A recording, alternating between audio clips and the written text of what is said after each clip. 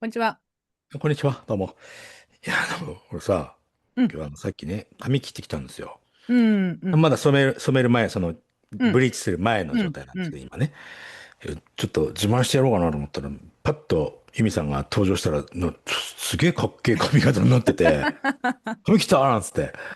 うもうん。なんか上書きされちゃった、俺の中で。ヨシさんが本当は髪切ったって聞かれる立場だで、行のだったこうかな。のに、うん。なんかすごい、やっぱ短いの似合いますな、ありがユミさんは。とうございます。うん。とってもかっこいいと思います。そう今回ね、本当に史上うん。最高に短くなってあ、て、そう。肌が見える、この耳の辺。確かに確かに。うん、いや、でも、ユミさん、まあ、どの髪型しても似合うっちゃ似合いますな。今まで。ありがとうごいろんなざいます。髪型、いろんな色といろんな髪型見てきまし髪たけど。型よく褒められます。あ、でしょう。嬉しいです。はい。それは、ユミさんのセンス、美容師さんのセンスか。うーコラボ。ほら、そうね。確かに。いや、いや、かっこいいなと思って。うん、そううん。美容師さんがね、私、いつも言ってるんですけど、前世で兄弟だったんじゃないかみたいな。なんかあ似てるんですよね。そういう人いますよね、た男まにね。性だけど。うん。うん。うん。なんか、え、いや、話しててさ、うん。この人なんか絶対昔なんかあったろうなっていう、昔ってまあ前世のう話ね。ーん。先生とかあんまり信じてる方じゃないけど、でもそういう人いるから、うーなんだろうね、あれね、ん。本当にね。でも、ヨシさん、そうやって人によく言われません？いや、そんなに言われないかもしれないな。本当？え、そう思います？もうなんかそういう風に感じる人だな、みたいな。ああー、やっぱほら、あれだよね、なんていうの、うん。何？話うん。したいから俺も。でどういうふうにしてこの人話してくれるかなっていつも考えながらうん。対峙してるからかもしれない。ああ、なんだ親近感かな、ちょっとよくわかんないけど。うん。ね、これだ、ゲストで出てくれた上ちゃん、魔女うカメ。ん。うん。うん。うん。うん。結構前にすごい嬉しいこと言ってくれてて、うん。ヨシさんって人のこの懐にポンと入るのすごい上手いっすよね、みたいなこと言ってらっしゃっうん。たんですよ。うん。上ちゃんがね。で、それを聞いてる真帆さんがそうかなみたいなこと言ってて、バッサリ嫌い。バッサリ。この間もね、真帆さんあれなんですよ。魔女カメの中でゲスト会出てますから、上ちゃんね、聞いてくださいっていうふうに言ってくうん。れてたんです。うん。うん。うん。で、そしたら真帆さんがね、またゆみちゃんとうん。上ちゃんがすごくこういい、なんかね、うん。うん。感性で話をしているうん。中で、うん。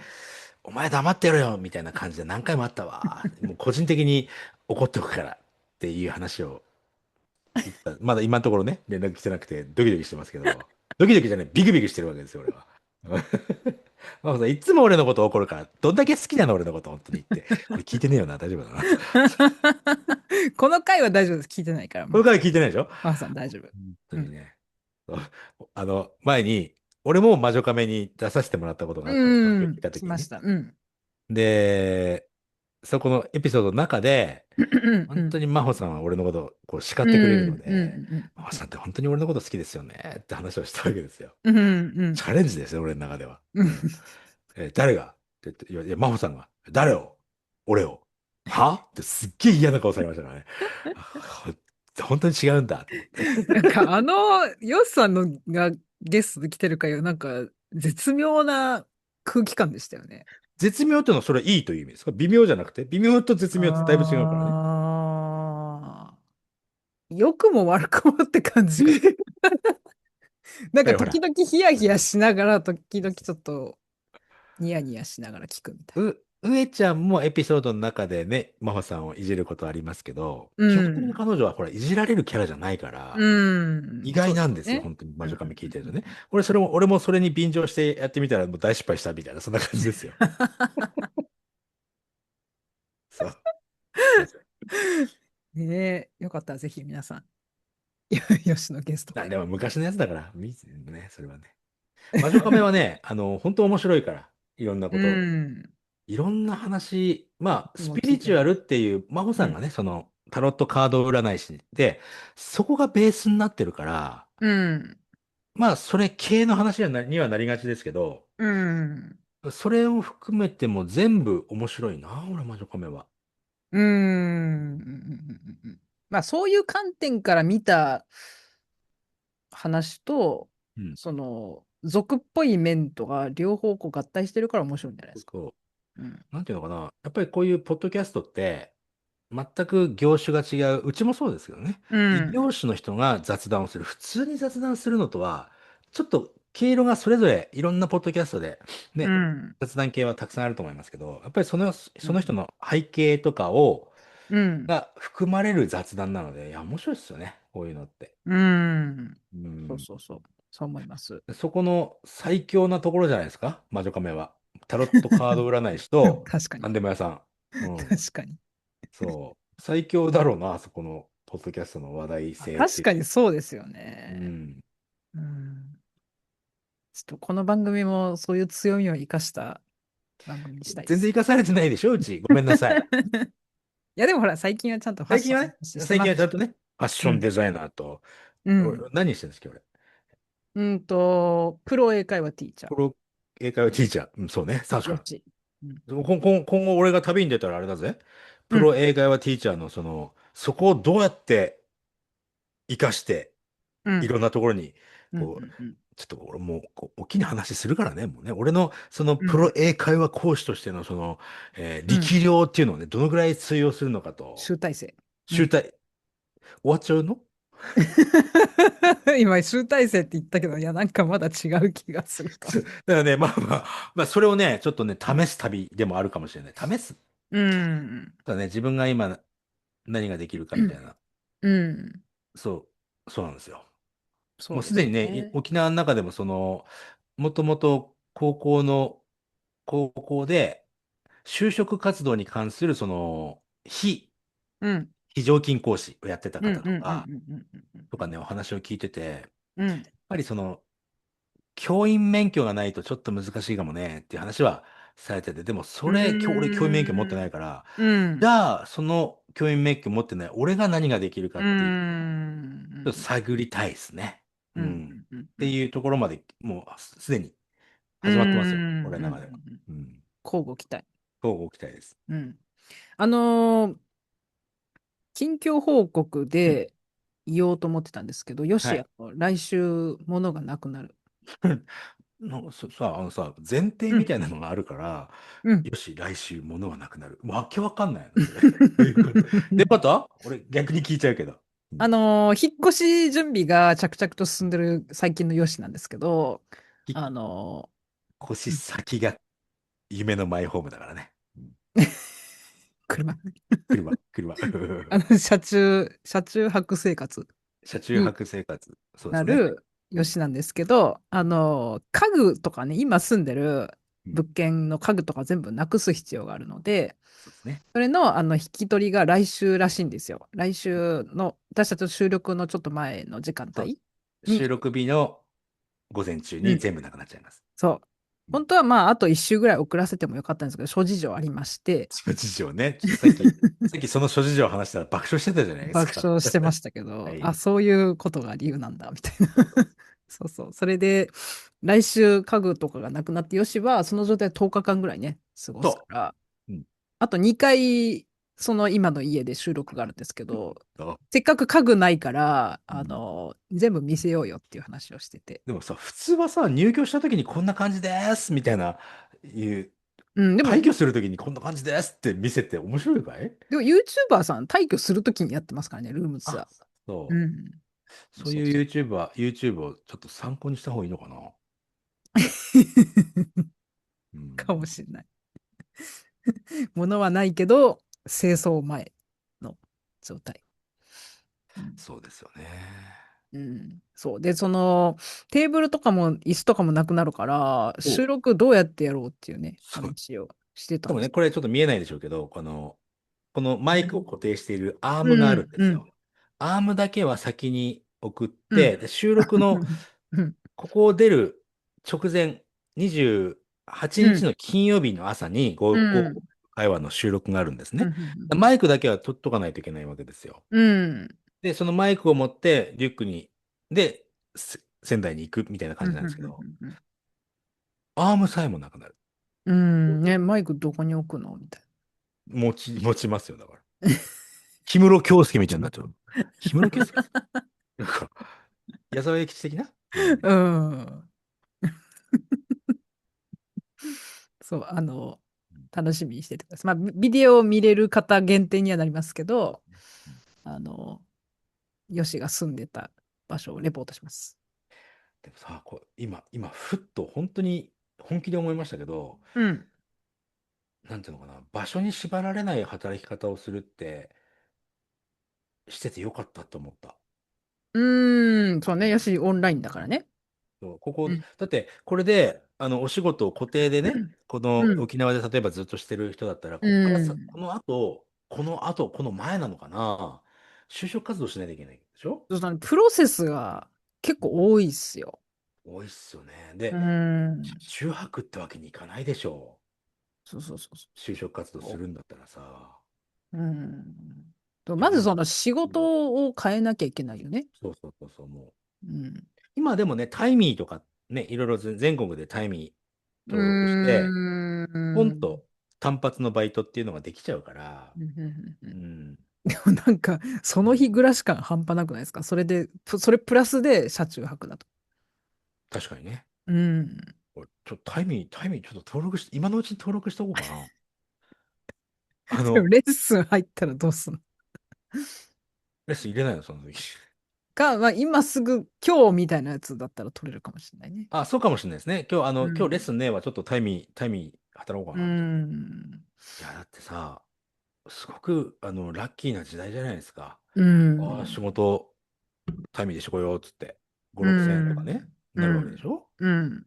でその日の夜のご飯はちょっと豪華にできるわけじゃないですか。うん。なんかすごくいい時代ね。どういう仕事があるのかなはい、私、もうほんといっぱいいろいろあります。うーうん。ん。うん。で、見たことないけど、俺。ごめんなさい。で、リスナーさんがタイミーやってる人が言ってた。まあ、そうか。俺、沖縄によく来てくれる、その方が、うん。言ってたのは、俺が今住んでるその本部町っていうところは、うん。ホテル関係が多いらしいですね。やっぱうー地域によっていろいろ変わるみん。たいです。レストランとかの皿洗いもあれば、私今度見てみようかな。英会話講師あったかな、もしかしてあるかもしれないです。それもありですよね、俺はね。うん。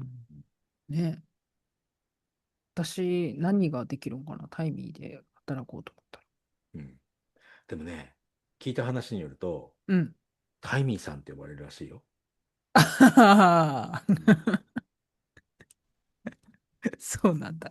そうタイミーさんって言われたら、俺、あーとか言っちゃいそうですね。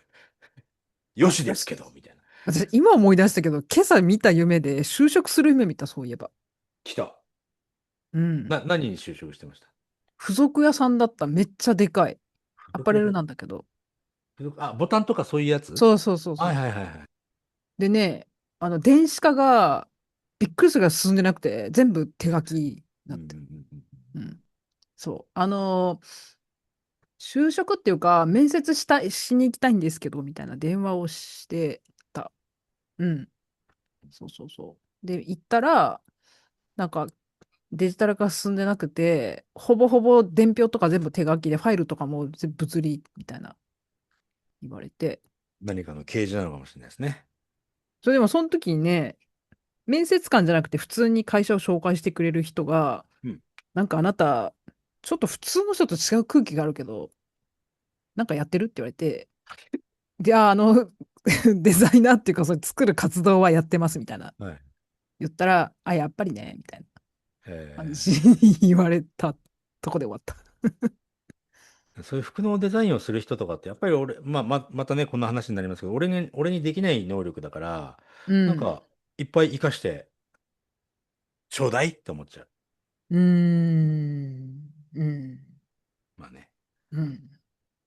まあ、そんな近況ということで、そろそろ始めましょうか。はい、始めまはい。じしょゃあ、おしゃれアレルギースタートでございます。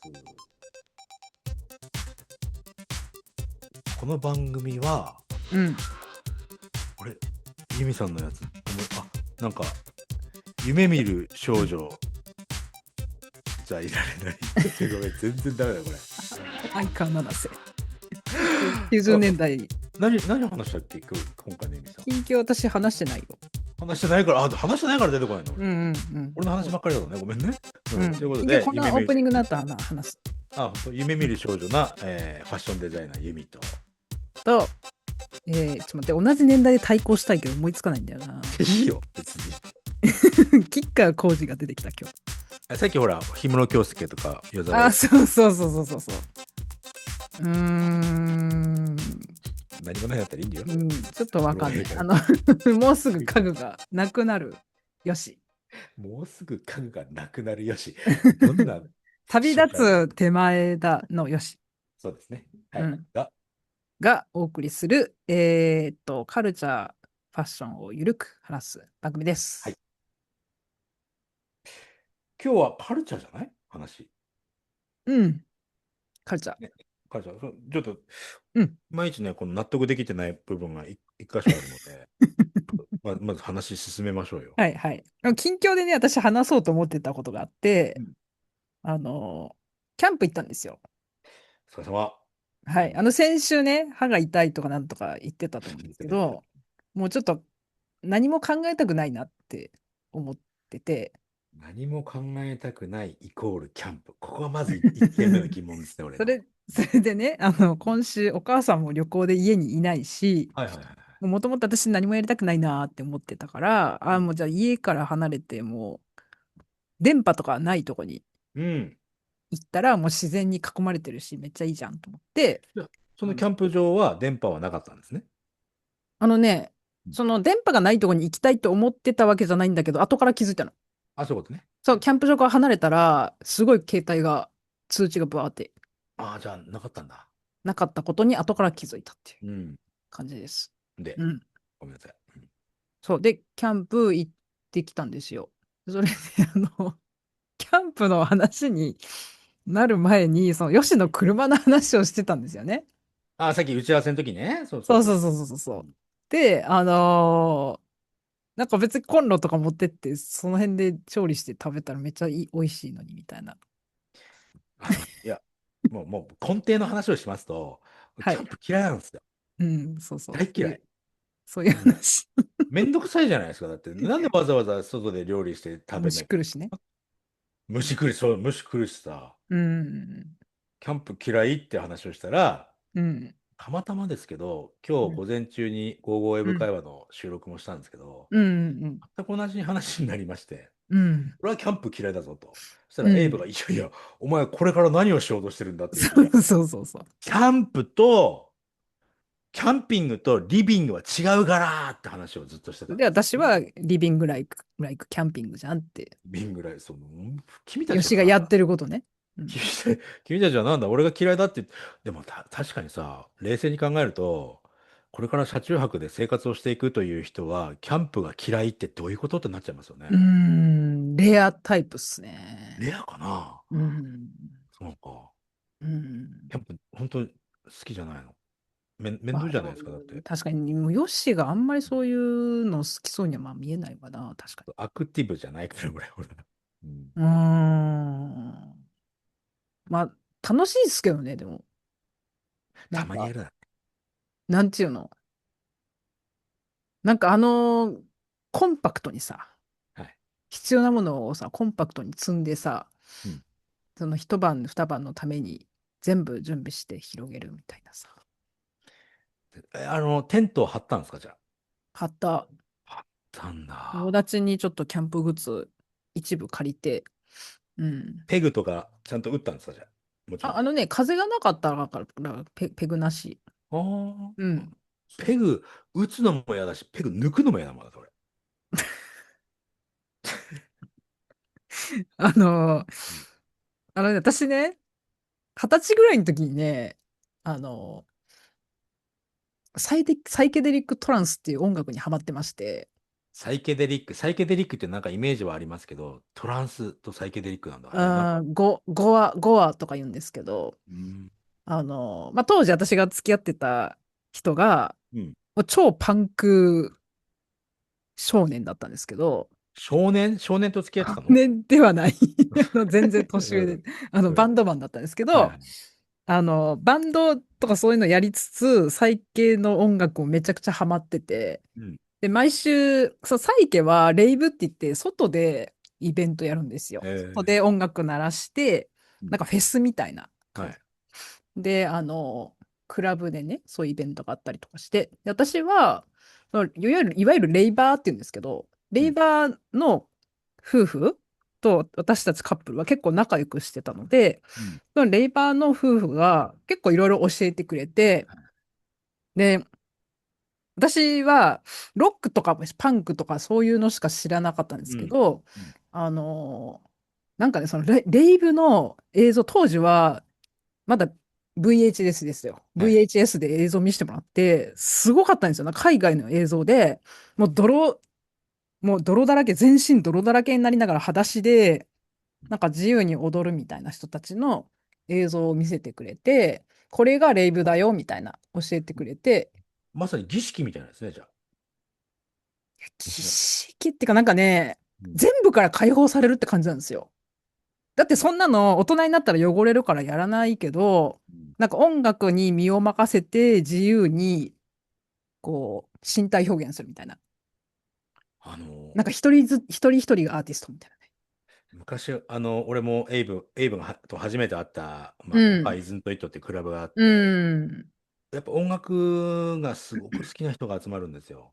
で、うスピーカん。ーのね、でかいスピーカーがあったりなんかうするんです。そのん。前で爆音を浴びながら、もううん。まさにトランス状態みたいな感じのそうそうそうそうそうそうそ人がいて、う。うん。で、その人とまあ普通にね、おう話をん。よくお店の人とおう客さんしてたんん。で、話を聞くと音楽に身を任せるって今、ユミさんが言っうた同じん。キーワードを言ったんですね。うん。俺、多分ですけど、生まれてから今日まで音楽に身を任せるっていう経験がないんですよ。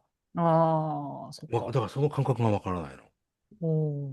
ユミなんか、さんあります音楽に身を任すっていう。うん、うん、うん。そあるんですれを、ね。なんかそのサイケデリックトランスで学んだっていうか、うん。なんでもか、トランスって聞くとやっぱそうですよね。うん。うん。なんかね、パンクとか、私がその高校生の時とかにハマってた音楽だと、主にその怒りを排出するみたいな。うーん。怒りとか悲しみとか、まあどっちかっていうとネガティブな方の感情を、あの、表現っていうかなんか放出するみたいなうん。感じのイメージだったし、私もそういうのが必要なタイミングだったんですよね。自分のそういうなんか、もやもやした部分とか怒りとか、うん。そういうのをこう、なんか服とか絵とかそういう作品にぶつけるっていうか、そういうことでこう表現して自分を解放していくみたいな、そういうのが必要な時期ではあったんですけうん。ど、まあだんだんちょっと年齢が上がってきて、そのサイキデリックトランスっていうのをそのレイブの映像を見せてもらってもすっごい衝撃で、何こええれみたいな。こんな世界あんのみたいな。なっうん。て、で、こういう世界があるんだって教えてくれて、で、大阪とか、まあ、岐阜の山奥とかで、結構毎週そういうイベントがうん。あるっていうのが分かって、で、そこからほぼ毎週行くようになったんですよ。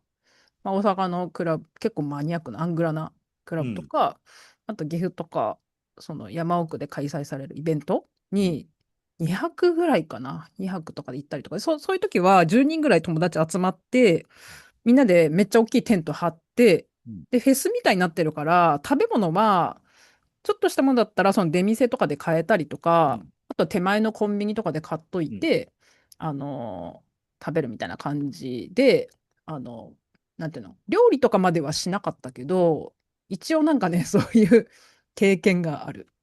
で、うん。あの、話したことありましたっけ、よしさんに。沖縄でヒッチハイクした話とか。聞いてないかもしれないね。おいしいね。何やってんの？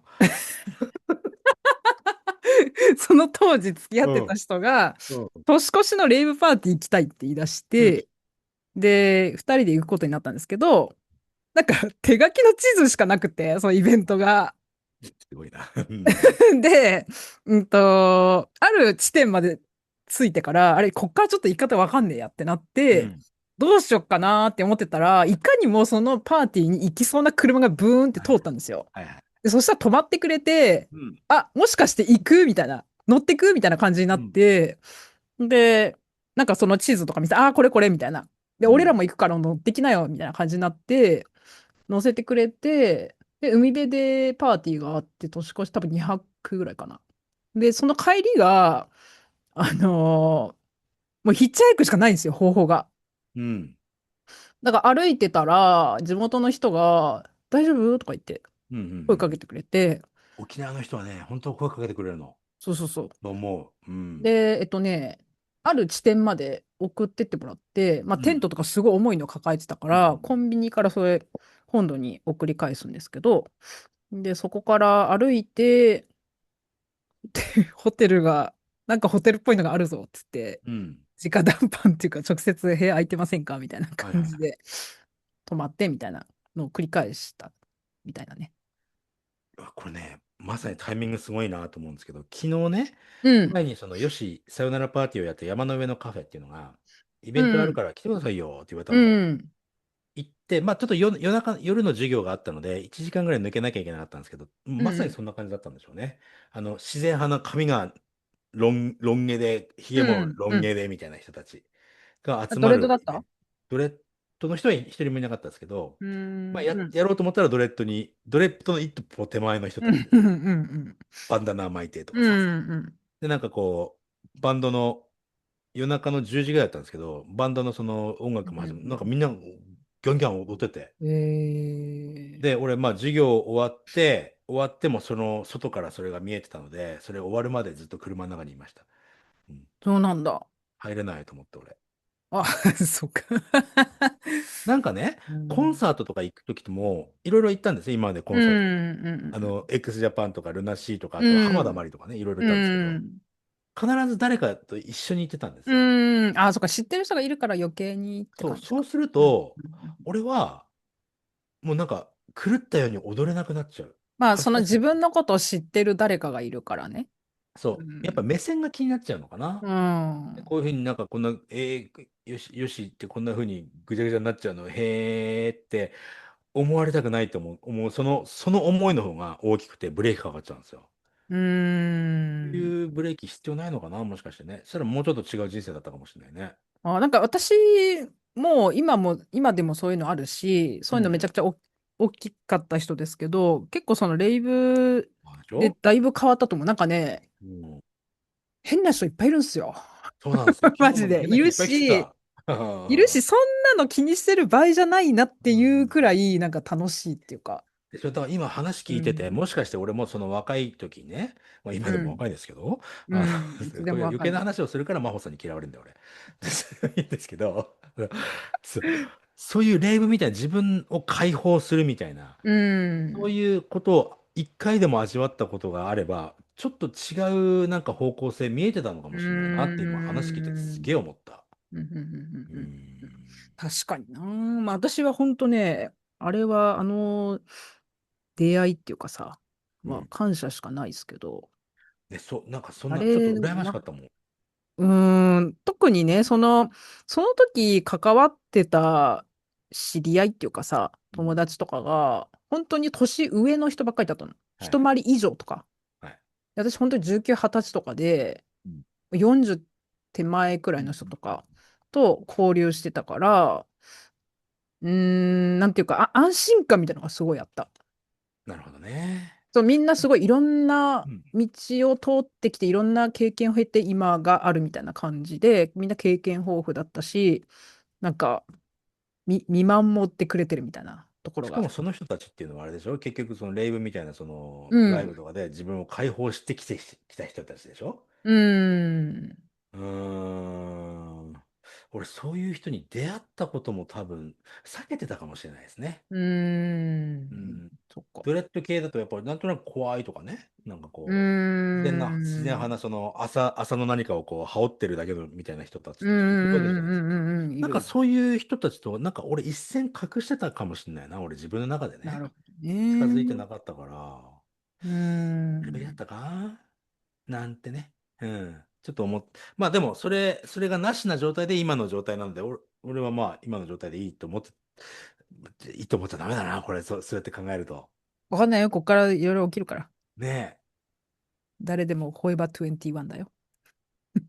え。こっからいろいろ起きるって、なんか起きそうでしかないよね。ううんん、そう思全国、キャンピングカーでキャンピングカーじゃん。キャンピング好きじゃないのに。さっき俺同じことをエイブに言われたな。うほら、キャンん。ピングカーって言ってんじゃんとか言われて、俺イそうそうそうラーっとして。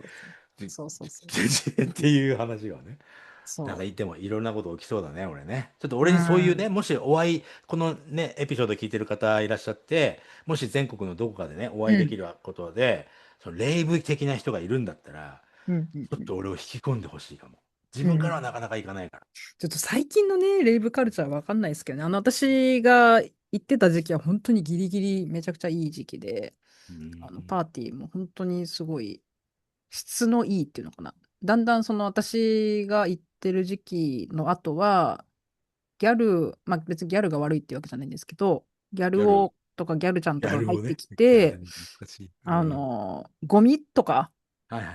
ゴミ問題とか結構荒らしちゃって、うん警察すぐ来るようになっちゃったりとかしうんて、本当にもともとそういうのが好きだった人が全然パーティーに来なくなっちゃったらしくて。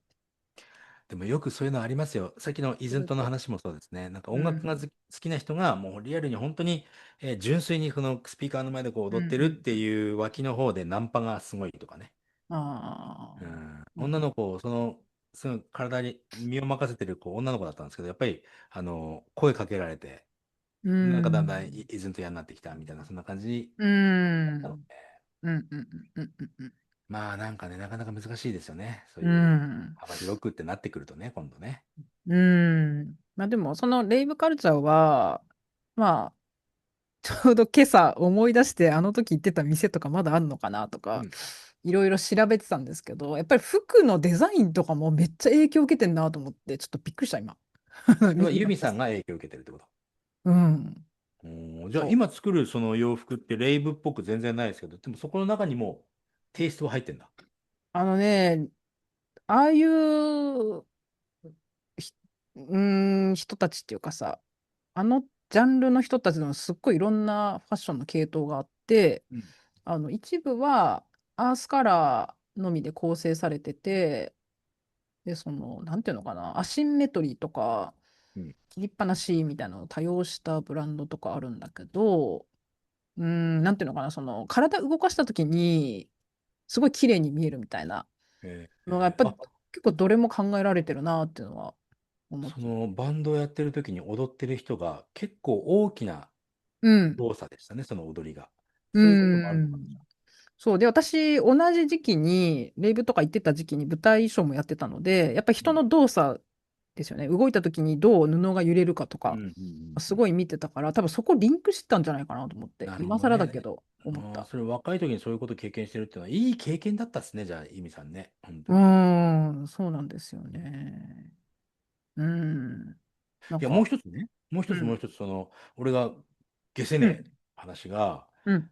何？ キャンプしててファッションとなんかリンクしたとかいう話を、したした。イミさんほざいてたじゃないですか。うん、あれほざいた。何なんですか？あれのね、そうそう。解決全然してないまま今、ね、うん。打ち合わせの時に俺が、何それ、それってうん、今日言って、じゃあそれ話しますから。はエピソードで話そうなんだ。キャンプをしていると何のファッションが芽生えるんですか？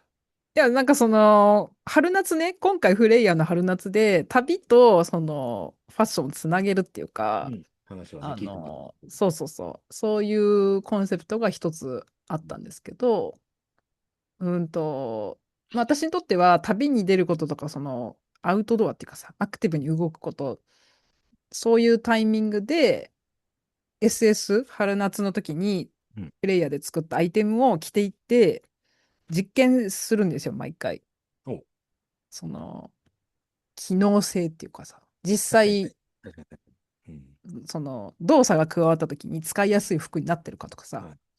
で、それを研究材料として、今度はこういうふうに改善しようとかさ、こういう記事で作ってみようとか、そういう感じでこう研究材料として、ある意味キャンプ行くのも私にとっては実験みたいなうん。感じなんですけど、なるあの、ほどね。つながるな。うん、うん。そうそうそう。で、今回は9割5分ぐらい9割5分ぐらいは自分で作った服を着ていって、うん。残りの数パーセントとか、まあ1着一着だけユニクロだったんですよ。はいはいはい。で、そのユニクロが結構役に立ったんですよね。ダメじゃん。ダメじゃんっていうか、そうそうそう、悔しいんだ意図反すけど、るじゃないですか。そう、悔しいんだけど、うん。うん、っていう話を。悔しいね、それはね。そう、だから、いざっていう時にも、今回のユニクロのように役立つものが作りたいなっていうのをすごいあ、痛感しまいや、って。うちゃんとん。そこでね、負けた畜生じゃなくて、そこからなんか立ち上がる術があるからね、技そう。術があるから。でもね、ここ数週間のね、葛藤がそこなんですよね。どこまで振り切るかっていうところをね、葛藤してて。でも、ちょっとわかんないな。どこまでユニクロに寄せるかってこと？あ、いや、そういうことじゃないんですよ。うん。あのね、機能素材っていうかさ、うん。素材だけ取っても、ものすごい機能を持ってる生地ってやっぱ結構いっぱいあるわけですよ。うーん。うん。軽くて撥水してすぐ乾いなるほど。てとかさ、はいはい。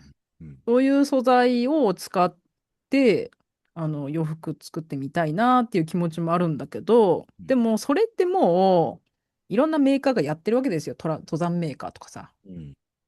ノースペースとかね、有名なところね、やってるから、なんか自分がやる必要もないかなとかさ。うん。そう。だけど、私のデザインは私にしかないから、うん。あの、よその有名ブランドがそういういい素材使ってすでに商品化してるとしても、私がその同じ素材を使ってオリジナルのフレイヤーのデザインでものを作ったらまた違うものがであ、きるもちろん、それはそうですよ。からうん、いいのそれはそうです。かなとかさ、うん。うん、いいや、ろいろ。そうですよ。そこでなんかジレンマは感じる必要なくて、だってフレイヤーで出してる、ユミさんが作ってるものだから、もうそれはうもうん、フレイヤーのものでしょ。生地がなんであれ。う大手がん、やってようがやってまいが。ううん、ん。うん、うん、うん、そうか。うん。全然なんか、ね、畜生って思ったんだら、それをこう、逆にバネにしてほしいわ、と思うわ。うん。そう、バネにしたいと思いました、本う当に。ん。いた。うん。やべ。大丈夫ですか？売り物なのに、このテーブルが今、壊れようとしている。やばいやばいやばいやばいやばいやばい。売り物なのにどういうでも売り物ふうにこれ。って言ってもね、テーブルこんなの1000円とかですよ。全然いいですよ。まあね。ただより。でも、うん。結局のところ、うん。冷蔵庫持ってってもらったり、廃材も全部持ってってくれるうんですよ。ん。うん。廃材の方はもちろんマイナスでこっちからお金払うんだけど、うん。簡単。全部でね、大体2万円ぐらいになるかなって感じですね。すごい。俺から払う方がね。うあ、ん。そうなんだ。引き取そうり料の方が大きいんだ。で、結局その廃材もありますって俺が言っちゃったもんだから、その他の映像とかああ、も安く見積もられてるはずなんですよ。なるほどね。まあまあでもね、それでも、多分これ全部を廃材業者に持ってってもらったらもっと金かかるので、まあ、でも考さ、えたらね、出張の時点でさ、まあまあおそうそうそう。金はかかってるから、しかも、向こうは。2階あってエレベーターなしなので、う1階建ての一戸建てーん、だから、そういった面でもね。まあ出張料で4400円かな。うん。うん、うん、うん、うん、うん、うん。自分で、この近くにゴミ集積所があって、粗大ゴミとか引き受けてくれるところがあるので、そうん。こはでかい、大きくても何でも1個300円で引き取ってくれるんですよね。えー、ただ、そこまで持っていく足がないから。うーん、うん、うん。うん。運ぶの大変だもんね。そう。だから、まあ、それ考えたら、冷蔵庫も6600円とか言われたんですけど、まあ引きう取るのにね。ん、うん。まあ、ごめん、この話戻って、いつの間にか戻っちゃった。ごめんなさい。テーブルが壊れたから悪いんだよ。本当に。はい。うん。うん。まあでも最近っていうかうん。ね、まあ、キャンプに行って余計にそう思いました。なんかどうしようかな、みたいみさん、なね。キャンプ好きなの？うーん、好きか嫌いかって言われたら好きだと思います。キャンプの何がいいんですか？じゃあ、ちょっと、俺をキャンプ好きにさせてなんかくださいよ。さ、うん。なんかこう、例えが伝わるかわかんない例えしていい？どうぞどうぞ。いつもあだから。の、慣れてるから大丈昔、リカちゃん人形めっちゃ好きだったんですよ。夫。はい。すでに何言ってんのって顔してる。いやいやいや。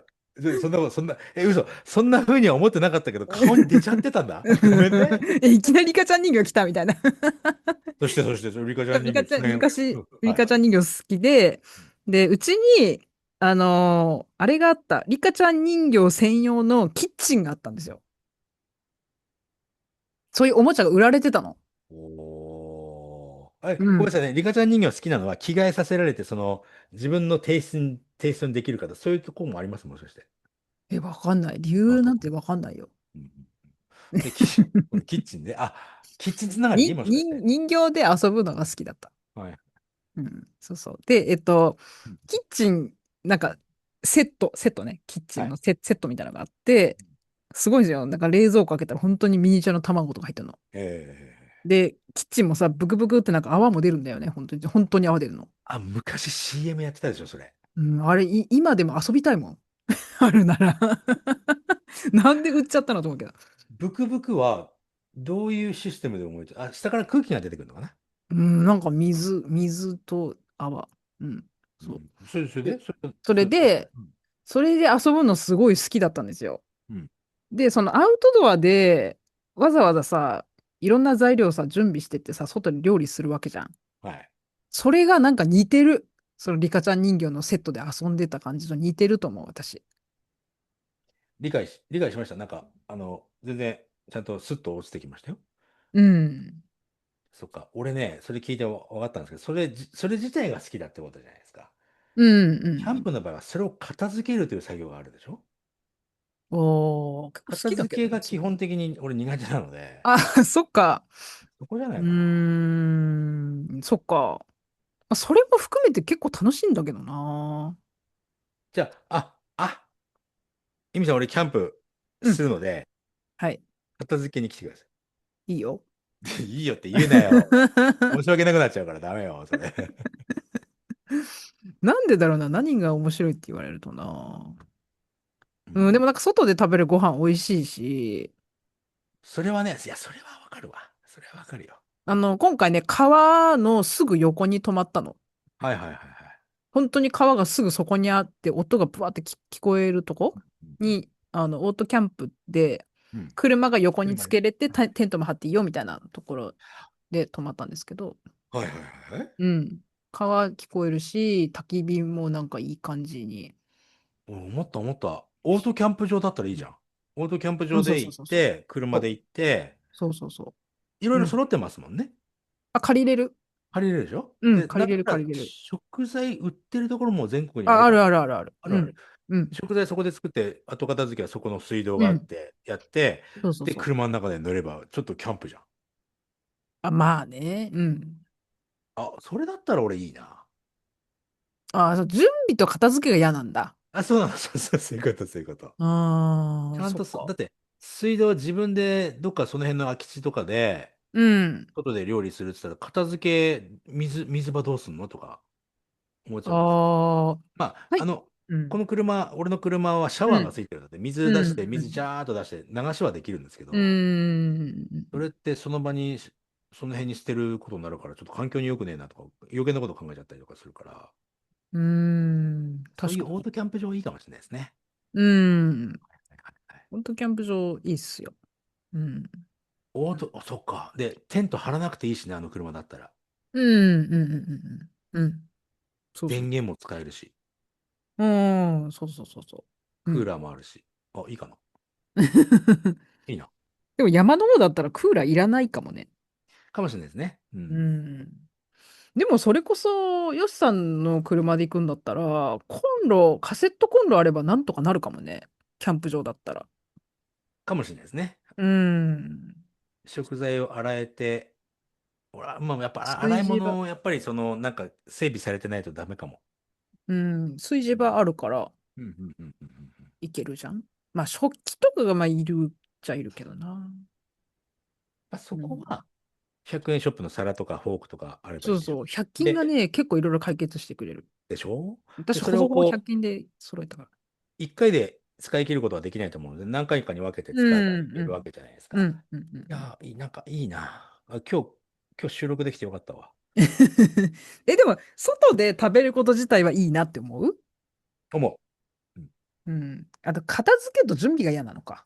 そう。あとね、こう見えてなかなか人見知りなので、あ、その、ワイわ、ワイバイワイいワイワイするのが苦手。や、ワイワイするのはいいんですけど、うん。肉焼く係になりがちですね。まあ、バーベあキューの場合。あ。肉焼いてれば話する必要ないじゃないですか。うん、うん、うん、うん。うん。うん。でもなんか、話するのは好きなのに、うん。知らない人と話するのがダメなんですよ、俺。でもさ、キャンプするからってさ、そんな10人も来るわけじゃない。別に一人でやればいいでしょ。今一人キャンプですよ。うん。うん。まあそこの部分はね、解決はされてるので、うん。うん、なんかちょっとやってみようかしらね。うん。うん。そのいいんじゃないか。問題がいろいろ、俺の中でめんどくせえと思う問題が解決されるんであれば、もう全然うすごくハん。マっちゃうかもしれない、俺。うん。うん。ね。街中に降りていかないかもしれないですよ、そうすると。意外と相性いいんじゃないのよ。あ、電波がないのがダメか。電波があれば別にキャンプ場いうん。る間もレッスンできるのになと思ったけど、仕事できないからね、そうなってくると。電波がないね。うん。オートキャンプ場って入るのとかって料金はかかるんですか？一晩、うーん、そうね。私が行ったところは6400円だった。高いじゃないか。AC なし。飯なしで。なしで、今ハイシーズンなんで高いんですよ。あ、そういうこと。うん。そうそうそう。あ、そっか。ちょっと、うん、はい。またで今度っても、思っちゃった。よしさんうん。一人で、そのハイシーズンじゃなかったら、うん。っ4000いくらでいけるかもしれない。ていうことは、毎晩はできるものではないですね。うん。そもそうん。も、オートキャンプ、多分昔より値上がりしてるので、うん。うん。そうそうそでもね、いいこと聞いたわ。うう。ん。うん。なんか、オートキャンプで普通に無料で入れるとことかないですかね。公園みたいな。うん。炊事場あってみたいな。ないか。日本はなさそうだけど、どうなの？なんかね、リスナーさんでね、ゴーゴーのリスナーさんで、うんうよしさんん、このマップ役立つと思いますってリンクを送ってくれたうん。のが、うん。全国車中泊マップっていうああ。くうんれて、うんうんもう細かく、いろんな人がね、予定たがって編集ができる状態の、そんななの？うん。うん、47都道府県全部、ほんと細かく、マップに全部印がついてあっうて、そーん。こをペットすると、そこの情報が出てきてみたいな、うんうんすごく便利なのを教えてもいただきましたね。私も欲しい。あ、送ります。うん。そんなのあるのすごいな。あるある。うん。うん。いやでも車中泊は結構いいっすよ。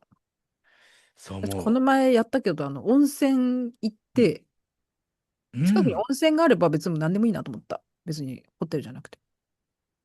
確かに温泉場に行って、うん。温泉場って普通に300円とか500円とか払って、うんうんう温泉だけにん。入るっていうところあるそうんですよね。そうそう。うん。そ特に東北多いかな。あ、他のところも多いか。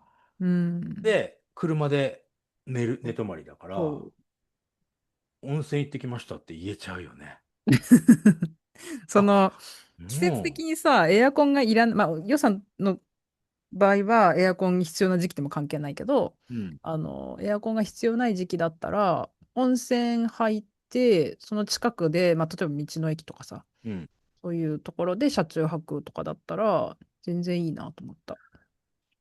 前回の旅ではそういうの全く思いついてなくて、うん、本当にただ単にリスナーさんに会って楽しくイヘイヘイってやって、それで一周しようと思ったら沖縄でスタックしちゃったっていううのは、ん、温泉とかさ、そういうさ、うん。オートキャ、まあ、そういう車でもなかったからさ、うん。まあね。でただも、の軽ワゴンだから、うん。前回の時はサウナとかは行ってた？そこまで頭がいかなかったのか。あんまり話聞サウナ、かなかった気がする。半年の間で2回行ってないかもしれないですね。ああ、だったら、もともとヨッシー好きだから、その辺を組み合わせたらもっと楽しくなんじゃないの？ なんか、ちょっと、なんか、うちとかいらねえとかなりそうな気がする。いや、確実になるけど。人生このままでいいじゃん、みたいなね。うん。なりやそうだけど。べえな。やべえ、ちょっとそうなったらそれはそれでいいか。いや、いいよ。いい。いいよね。うん。たまにタイミーで働いてさ。うん。だってさ、普通にさ、車使ってさ、ホテル泊で旅行するってなったとしてもさ、温泉は楽しめないじゃん。ホテルに別にシャワーあるから。なんまあね。だけど、車中泊とかを選ぶと、別に温泉行きたい放題だし、今ちょっとね、なんか、なんだろう、この感情。泣きそうな感情になってる、今、俺。楽しそうって。楽しそう、っつって。いや、めっちゃ楽しいと思うよ。今、出発2週間前にして考えがまとまってきたみたいな。何やってんだよね。マジ無計画だね。本いやいや、当に。その方がいいけど、ご利用は計画的に、本当に。マジで。いやいや、でもさ、うーん。なんか不自由な中に自由があるって感じだよね、なんか。俺、不自由は一切感じてないですね、車中泊。まあまあ、一見ね、外か一ら見たら不見、自由っぽいのに、うん、うん、そこには自由が隠れてるよっていそう電源パックもね、スマホ300回ぐらい充電できる電源パックと冷房ちゃんとしたやつ、う。うん。室外機がちゃんとあるやつ、うん。快適に過ごせますしね。うん。うん。うん。うん。冷シャ房はいいけどワーも。暖房はん大丈夫なの？暖房、冷房は冷たいうん。風が出てくるやつの後ろから排気が出るんですね。で、そのうん。排気を外に出すんですよ。うで、外ん。にあったかい風をコンバーターっていうので機械のうん。中で変換させてあっうん。たかい風を外に出す代わりに冷たい風を中に入れるんですね。っていうん。う仕組みなんですよ。まあ、普通のエアコンの仕組みなんですけど、うん。反対にすれば OK。あ、へえ、そうなんだ。あ、じゃあ冷たい風冬も。を外にうん。出して、あったかいうん。風を中に吹き込ませるってこと。おー。じゃあ、極寒になったらそれが使えると。そうそうそうそうそう。うん。うん。うん。うん。まあでもそうじゃなくて、広さ的になんか電気毛布でなんとかなりそうな感じもするけど。俺寒くてもね、仙台の時もそうですけど、外すげえ寒い時でも全然普通に布団だけで OK でしたね。ああ、じゃあ、うん。その布団で心配なさそうっす。車にいながら、うん、授業してたし。うーん。他の楽しみ方って何かな、ちょっとなんか、やべえ、今更になって他に楽しみ方教えてくれる人探したい。いや、でもね、温泉とかそういうサウナ系巡りはめっちゃいいと思うな。いいと思う。いや、日本ならではじゃないですか。確かに。うーん。山じゃなくても温泉あるもん。全然。ちょっと温泉探す。各都道府県で。うん。うん。ぜひ。うだってん。前の旅ではね、人とお話ししたいっていうう気持ちしかなかん。ったのうん。で、うん。うん。うん。どこかの温泉を探していくとか、そういうの一切やってなかったです。でしょ？呼うん。ばれたところにだけ行って、みんなでわー騒いで、じゃあまうたってん。言って、次の土地っていう感じだっうん。うん。たので、うん。うん。うん。食べ物もそんなに、あ、全然その印象なかった。ね、食べ人と会物と、うのが目的だったかそうそうら、そうそう、そ食べるもれ以外は、のにこだわるっていう感じじゃなかっうん、なかったですね。食べるものと温泉と人、もうこれでいい俺人生。た。掛け算で最高なことになってる。だから、そう、旅の目的忘れてた。ちょっとでもさ、やっぱ、そういうところでこう、うん、英気を養って、まあね、さらにまあね、まあね。楽しいことができるわけじゃん。そう、やりそうね。たいことね。うん。まだ車に見てないので、俺。うん。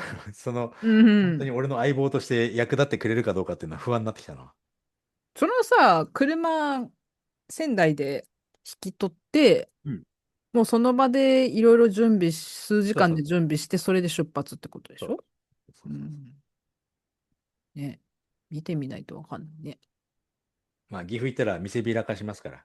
うん、ビデオでレポートします。ぜひね。うん。中はいいんですけど、やっぱり外側がね、結構、まあ、車屋さん言ってましたけど、まあ、古い車ですよっていう風な印象みたいですね。そうなんだ。うーん。旅とかもあるでしょうし、うんうん別にそれでもいいですけどね。うん。うーん。そっか。うん。うーん。うん。うん。まあね。じゃあ今日はファッションとうん。キャンプ、キャンプはつながっていたと。でもなんか、主にアウトドアな話になりましたけど。まあね。うん。うん。これ旅始めたらどういう風なね、エピソードになっていくのか面いやー、白いですね。ほんとね、55の時っていうか、前回の旅の時、私普通に午後リスナーだったので、うんうんうん。よっさん移動しながら収録してんな、みたいな、とか、ね、結構ありそう、ましたよね。あの、職務質問されてんじゃねえかと。そうそうそうそう。どういう感覚で聞くんですかね、ああいうのっていうのは。なんか、ライブ感がすごかったですけどね。ライブ感か。うん。どうななるほったんかな、みたいどね。うん。な。うそうん。か、次どうなるんだろうみたいな。そうそうそう。で、プラうん。ス、ツイッター、まあ今 うん。X だけど、ツイッターとかうん。でさ、いろいろ告知してたでしょ？はい。この辺にいるとか。それやらないとね。うん。そういうのも私多分見てたから、まあ、だかうん。らこそ岐阜、あ、でもそんなことないな。私、エピソードでチェックしてたかも。うん。エピソードっていう、ああいうポッドキャスト、こういうね、番組っうん。ていうのは、聞いたり聞かなかったりうなんならん。英語をちょっと勉強するのもう飽きちゃったなーっていう場合はもう番組聞かなくなっちゃうのうん。で、うん。ということはやっぱりあるんですよね。うん。でも うん。SNS って一回、まあ、登録削除しない限りうん。流れてくるじゃないですか。うそこで、あれん。何知らない間にヨシさんまた旅始めたのみたいな、うん。そういううん。のがあって、それでじゃあちょっと連絡してみようかなっていうのもあるので、やっぱり SNS やるべきですね。告知。うん。まあ、逃しちゃう人がいるからまあな。ね。うえ、来ん。てたそのエピのみたいな。ソードだけだと。うん。そうそうそうそうそう。うん。SNS やらないとね。気が重いそうわ、SNS は。うん、あー、まあでも、インスタもいいんじゃないですか？スあ、トーリーだったら写気軽でしょ？真をね、加工して、今、岐阜にいます。的うん。な写真だけボーン出すみたいな。うん。とか、ストーリーとかだと結構あ、更新しやすいんじゃないの？うん、よくわかんない、それ。まだ。ストーリーって消える、一週間で消える消える。やつ。消えるやつね。消えるやはい。つだと、あんまり、その、残るの気にしなくていいから、でもさ、ちょっとごめんなさいね。消えてほしくない感情もあるんですよ。自分の辿った奇ああ、そっ跡みたいかそっか。なのも、うん辿って見ていただく人もいるかもしれないし、うポッドキャストってん。ほら、全部辿れるじゃないですか。うんうんうんその辿れるポッドキャストをやってる人間が消えてしまうストーリーを上げうん。るっうんうんうて、俺のん。中ではちょっと辻褄が合わねえなっていうのがあって。ああ、そう、私がね、ストうん。ーリーズいいんじゃねえかって言ったのは、うん。なんか写真がどうとかさ、文章がどうとか気にしずに投稿できるからいいんじゃあ、ないかなって思っただけ。なるほどね。そういううん。ことね。あ、じゃあ普通に違う、なんかリールじゃねえやな。その投稿は投稿うん。で、リールは、ストーリーはストーストーリーズ。リーでみたいな、うん。そういう考え方もありってことですね。ありあり。うあ、わん。かりました。検討しうん。ます。検証します。よしが言うときはやらないときだ。いや、でも、やらないといけないことだから、これはね、と思います。まあね、確かに。うん。すいません。いや、こんな感じですか？はい。うん。です。えっと、何コメント。まとめて。まとめは、はい。あの、オートキャンプ楽しいよっていう。そういうまとめね。ごめんなさい。コメうん、ント。一応エピソードまとめようかなと思って。ありがとうございます。うん。オートキャンプ楽しい。で、服はちょっとまた学びがあったので、次の来年の春ぐらいにちょっと活かして、来年の春か。うん。そうちょっといいですね。秋冬はもう作りたいの決まってるんですけど、うん。うん、また来年の春ぐらいの新作に向けて、ちょっと頑張っていきまし改ょう。革っていうかね、研究を重ねたいと思ってます。よし。はい。じゃあ今日はこんなところで終わりはい。にしようと思いまありがとうございましす。た。はい。ありがとうございます。また来週お耳にかかりましょう。はい。お疲れ様でしはい。た。さよなら。